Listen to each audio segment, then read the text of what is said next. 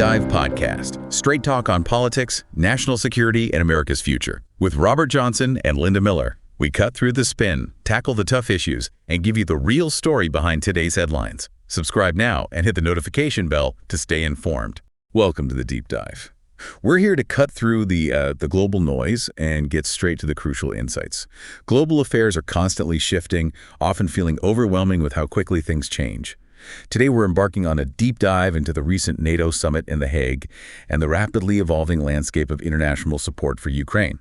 Our focus will be on the significant shifts in financial aid, public opinion, and strategic thinking that are playing out across Europe. It's a truly fascinating snapshot of global dynamics, and we aim to unpack its most important implications. Okay, let's unpack this fascinating snapshot. Precisely. And there's a lot to unpack. We'll be examining the latest figures on military support, delving into how public trust in key figures is shifting, exploring Europe's strategic reevaluation of its own security, and critically, considering the incredibly diverse viewpoints on the future of this conflict.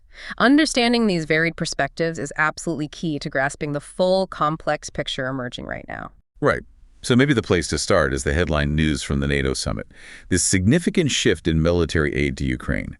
For the first time since June 2022, Europe has now surpassed the United States in its total military assistance. That's a remarkable turnaround, wouldn't you say? It is indeed a major shift. The numbers confirm this unequivocally. Europe's total aid has reached 72 billion euros, notably higher than the U.S.'s 65 billion euros. And it's important to understand the context here. The U.S. hadn't announced any new military aid since January. Since January, hey. Which makes Europe's ascendancy in assistance particularly impactful.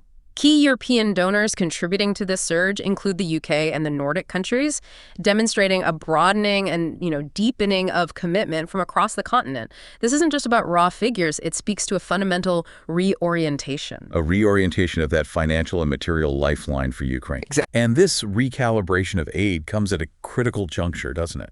The situation on the ground is intensifying. We heard a NATO representative warn quite starkly that summer will be critical for Ukraine, indicating that a new offensive from Russia is intensifying pressure. So what does this mean for Ukraine's strategic posture, with Europe now taking the lead in aid? Well, it means Ukraine's strategic reliance is adapting. It has to. Ukraine's president has openly acknowledged this shift. Addressing European hosts at the NATO summit, he spoke with what was described as emphasized humility, clearly stating his increased reliance on Europeans. This isn't merely a polite diplomatic gesture. It signals a recognition of the changing dynamics of international support.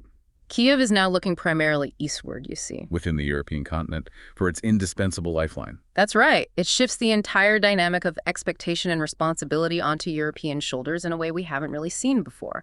And speaking of Ukraine's president, there was that subtle but highly telling detail about his recent diplomatic efforts, his visit to the UK. While there, he met King Charles III and Prime Minister Keir Starmer. What caught many observers' attention was his choice to wear a black blazer and trousers instead of his customary military uniform.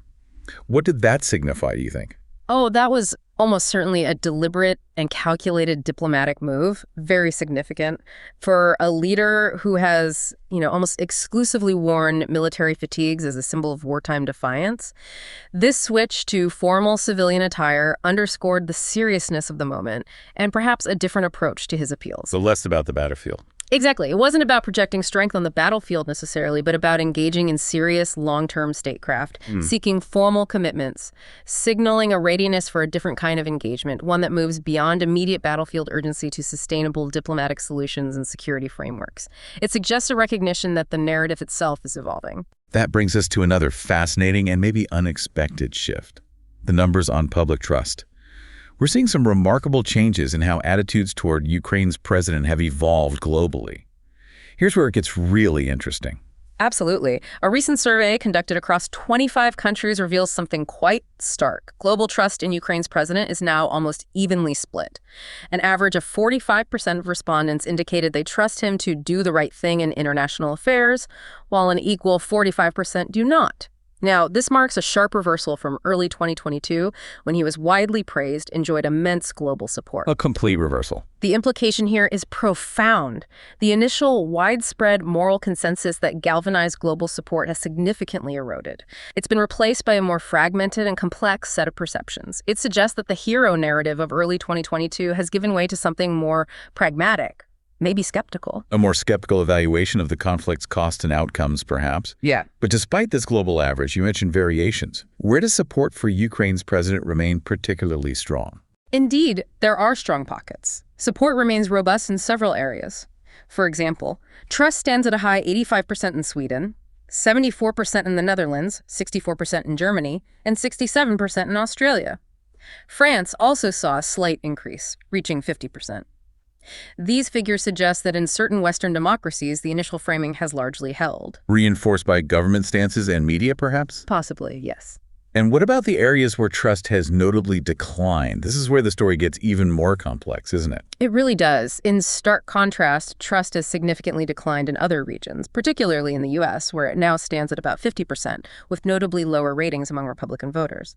But the most striking detail, really, is that in 8 countries, including Greece and Hungary, more respondents indicated trust in Russian President Putin than in Ukraine's president. More trust in Russian President Putin? Wow. Yes. This isn't just a decline. It's a reorientation of trust, you see. A clear indication that narratives are evolving across different nations, often driven by domestic politics, economic concerns, or maybe historical affiliations that now override a unified stance. It fundamentally alters the landscape of international pressure and support. Absolutely. And beyond public sentiment, we're seeing Europe itself fundamentally rethinking its strategic position.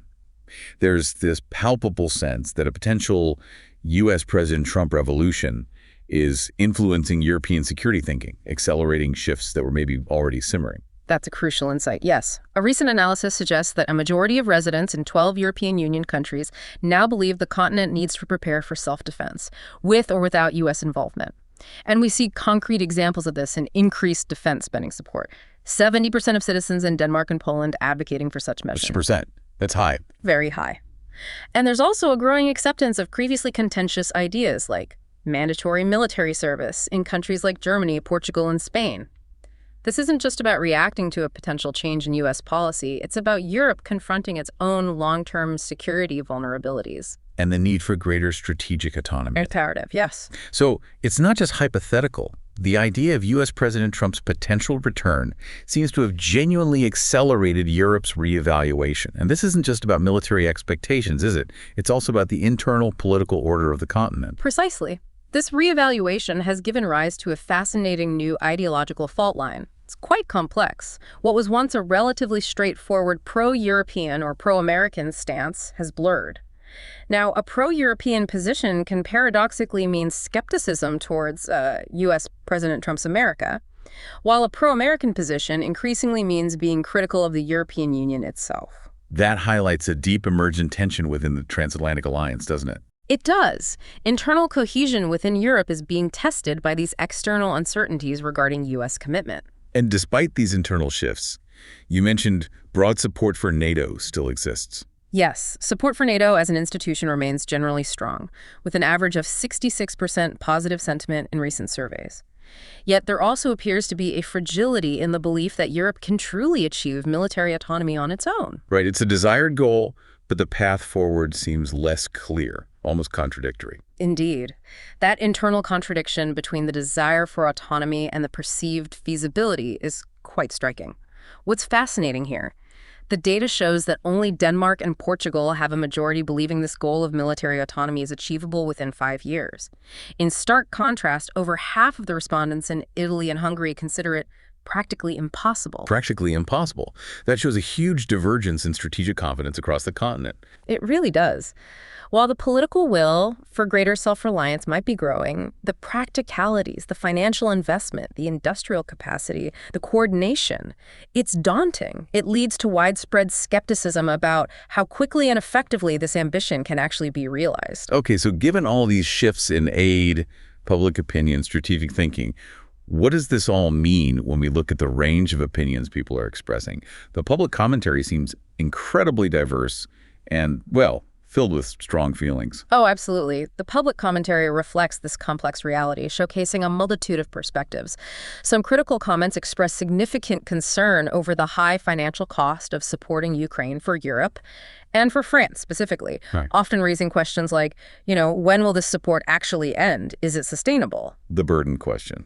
And we also see the viewpoint that the 72 billion euros in aid is simply thrown to the wind.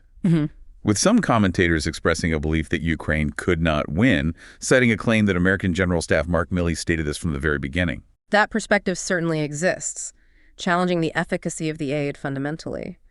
Others suggest that the European political elite has a kind of vested interest in the conflict, needing war and the image of an enemy to maintain power. A more cynical take on motivations. Yes, implying a sort of manipulation of the situation for domestic political gain. Then there's the strong assertion from some that Russian President Putin's Russia has no intention of attacking NATO whatsoever, labeling any counter-arguments as propaganda from death merchants. Very direct language. Very direct, yes, and emotionally charged, dismissing prevailing security concerns outright.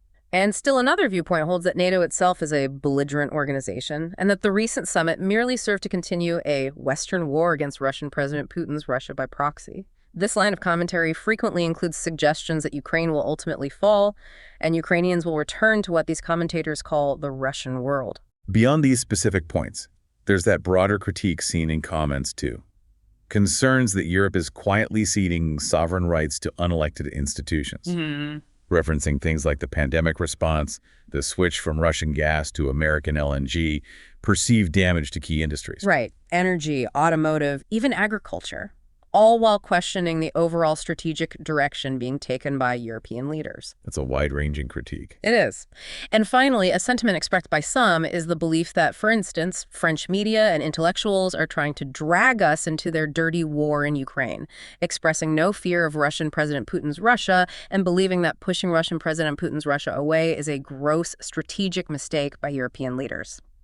These various comments taken together paint a picture of deeply divided public opinion, driven by frustration, maybe distrust of established narratives. So this brings us back to Ukraine's president and his current predicament. It highlights what appears to be a really difficult dual challenge for him as he navigates this shifting landscape. Absolutely. His first challenge is undoubtedly securing continued military and financial support. That's the immediate need. And this has become an increasingly complex task amidst the growing Western disunity we've just discussed, especially with Europe stepping up but also facing its own internal divisions and public skepticism. The sheer commitment required is immense. Immense and not universally supported, as the commentary shows. And his second challenge is maybe even more fundamental: persuading NATO members to offer Ukraine a reliable long-term security system, potentially a clear path to alliance membership, which remains deeply contentious within the bloc itself. Deeply contentious. Internal divisions make any consensus incredibly difficult to achieve. It's a real tightrope walk between immediate needs and those long-term aspirations. It really is. And perhaps a significant indicator of this changing situation. While Ukraine's president was invited to the NATO summit, he reportedly did not participate in the main discussions. His presence, therefore, appears to have been largely symbolic, taking a back seat in the actual decision-making processes. Which itself is telling. It's extremely telling. If we connect this to the bigger picture, it suggests a profound shift, a shift away from the clear moral imperative that maybe defined the early days of the conflict towards a much more complex and pragmatic geopolitical calculation where Ukraine's role is increasingly defined by the evolving strategic interests of its partners. Subscribe to our podcast on Spotify, Apple Podcasts, and YouTube. We are here to make things clear. New episodes every day.